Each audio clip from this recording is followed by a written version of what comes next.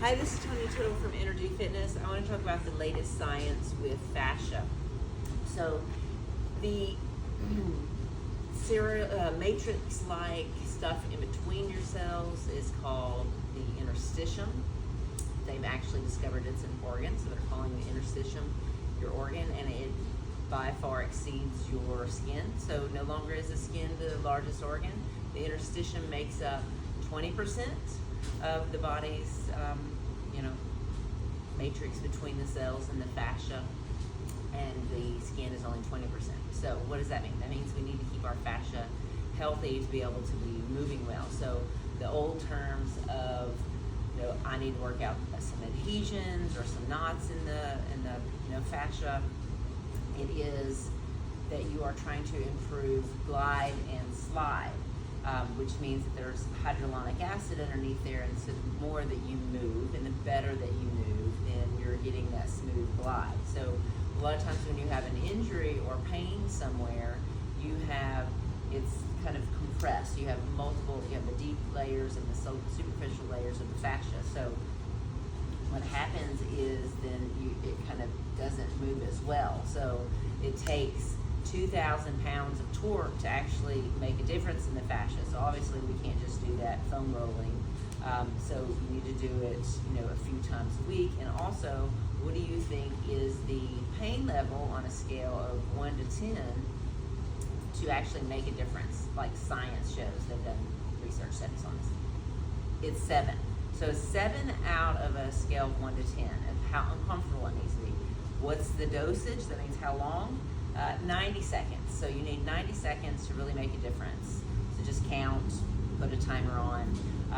And then what else? The speed and the rate. So not only is it like how long that you're doing it, how painful it is, and it is how fast that you do. So if you do it before your workout and you want to activate the tissue or the muscle, for example, you could say, I don't touch my toes very well. So this is a nice little party trick. I do touch my toes. This is just for you. So maybe somebody's like this, and they're like, oh man, that's the hamstrings are kind of leaning back. You could take this little roller and you could go pull it for, this is 30 seconds pre-activity. So you could do this, and you're like, okay, I didn't know how tight that it was. So you could do that both legs, and then you can get up and retest it, and chances are you're going to be a little bit more flexible. So then you're neuromuscularly affecting the brain-body connection. So pre-workout, faster, unless you're trying to, really, you have some pain. Pain mitigation is going to be a little bit more medium speed.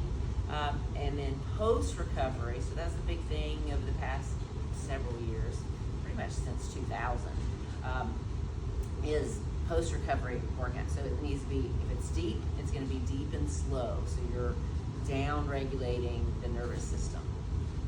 So lots of different tools. There are a lot of different tools because they're different shapes of the body. You got to go around the bony prominences, and so lots of different things. I don't even have all of my ones in here. So you can, even if you're too sore. So also if you're thinking like, oh, I need to foam roll this, or I need to roll this.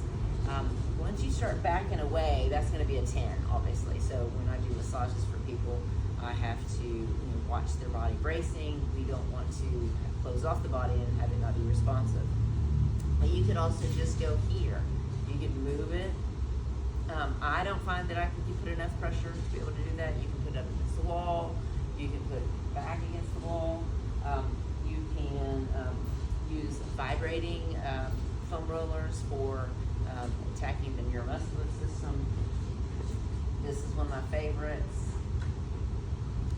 Different little parts of the body. So not only are you going to roll, if you think about like the chest muscle is a fan-shaped muscle, so you're going to go in the direction of it, but you can also go in the cross direction. What you don't want to do is big circles. So you want to hold it until the pain dissipates and kind of move from there. All right, that's the latest research. You're all caught up.